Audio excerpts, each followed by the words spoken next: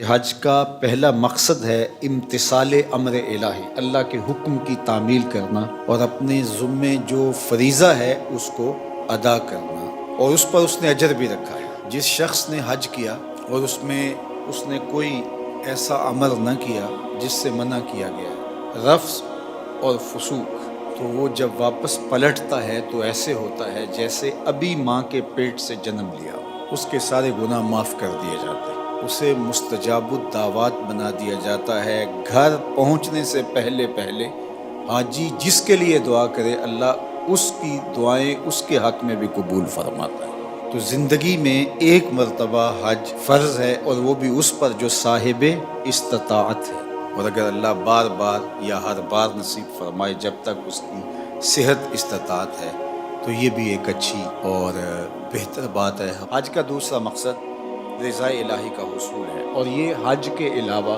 ہر نیک عمل کا مقصد ہے۔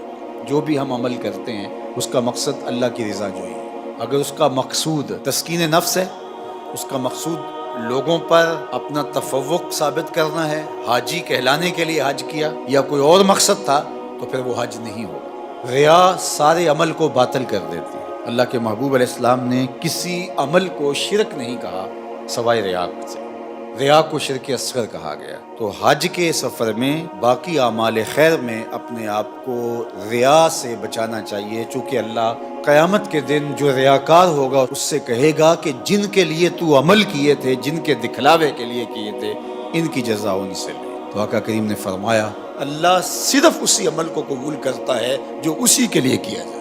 اس حدیث کو اگر ہم اپنی زندگی میں اپنے ساتھ جوڑے رکھیں تو ہمارے عمل سے، رویوں سے، طرز زندگی سے ریا ختم ہو جائے گی۔ حج کا مقصد اپنے گناہوں سے معافی ہے۔ اللہ کے حضور حاجی اپنے جرم لے کے جاتا ہے۔ حضرت شیخ شبلی فرماتے ہیں حج مجموعہ ہے ہا اور جیم، فرماتے ہیں ہا کا مطلب ہے حلم اور جیم کا مطلب ہے جرم۔ تو گویا حاجی بارگاہ ایزدی میں جا کے عرض گزار ہوتا ہے مالک تیرے حلم کی مثال نہیں اور میرے جرموں جیسے جرم کسی کے نہیں۔ تو حلیم کی بارگاہ میں ایک مجرم اپنے جرم لے کے آیا ہے تو وہ اللہ کی چوکھٹ پہ اپنے گناہوں کو رکھ دے۔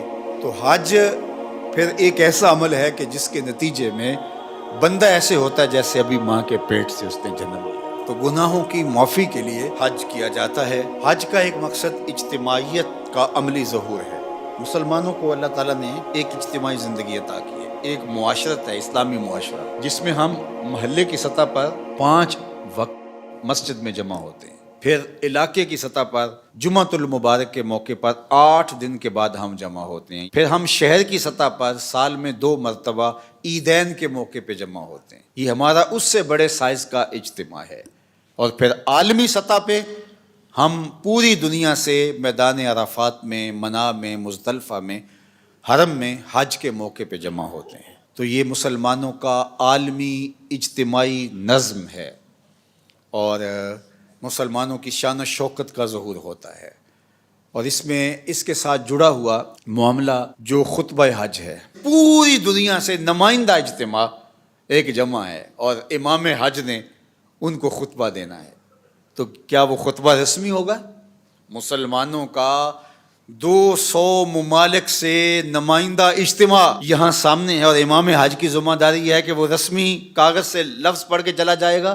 نہیں، امام حج کی ذمہ داریوں میں شامل ہے کہ وہ پورے سال کا لاحہ عمل امت مسلمہ کو دے۔ یہ ہے حج کا مقصد، تاکہ امت ایک ہوم ورک لے کے جائے۔ حکمران بھی وہاں موجود ہیں، عوام بھی وہاں موجود ہیں، علماء بھی موجود ہیں، سرمایہ دار بھی موجود ہیں، مخیر بھی ہیں، غریب بھی ہیں، مجاہدین بھی ہیں، سب وہاں موجود ہوں گے۔ تو امام حج کا خطبہ اس سال کس موضوع پہ ہونا چاہیے کہ ہم نے فلسطین کے ان مجبوروں کو کیسے آزاد کروانا ہے۔ اس میں حکمرانوں کی ذمہ داری کیا ہے، علماء کی ذمہ داری کیا ہے، امراء اور مخیر حضرات کی ذمہ داری کیا ہے، مجاہدین کس طرح کام کریں، اس کو ایک مربوط لاحہ عمل تیار کر کے لوگوں کے سامنے رکھنا ہوگا، ایک ہوم ورک دینا ہوگا۔ اس وقت الحاد کا فتنہ ہے، اور جو فتنے امت کو درپیش ہیں، اس وقت ہم باہمی افتراق کے اندر مبتلا ہیں، انتشار میں مبتلا ہیں۔ تو ایک مربوط لاحہ عمل دیا جائے جس میں بتایا جائے کہ ہم نے پورا سال یہ نمائندے پوری دنیا سے جو آئے ہیں یہ جا کے اس بات پہ کام کریں گے, اس موضوع پہ جا کے ورک کریں گے, تو یہ لاحہ عمل ہوگا. حج کے مقاصد میں سے ایک حج کا مقصد مساوات کا عملی ظہور ہے. یہ جو فلسفہ اسلام نے دیا ہے کہ تم میں سے کوئی اس بنیاد پر کسی سے کمتر نہیں ہے کہ اس کا رنگ سانولا ہے یا کالا ہے, کوئی اس بنیاد پر کسی سے کمتر نہیں ہے کہ اس کے پاس پیسے تھوڑے ہیں, یا کوئی برتر اس لیے نہیں ہے کہ اس کے پاس دولت کے انبار ہیں, بلکہ بنیاد کیا ہے؟ تقوی بنیاد ہے. بات لمبی ہو رہی ہے. عالمی رابطوں کا ذریعہ ہے حج. دنیا بھر کے علماء صلحاء وہاں جمع ہوتے ہیں. کاش کہ اس طرح کا کھلا انتظام ہو, جس طرح ہمارے یہ کمیٹیاں بنی ہوتی ہیں, علماء کے علماء سے رابطے ہوں, تاجروں کے تاجروں سے رابطے ہوں, اور حج کے لیے تمام ملکوں کے سفیر جائیں, ممکن ہو تو تمام ملکوں کے عمرا جائیں, ان کے آپس میں رابطے ہوں, وہاں مشترکہ اعلامیے ہوں, تو ہمارے آدھے مسائل تو اس سے ہی حل ہو جائیں گے.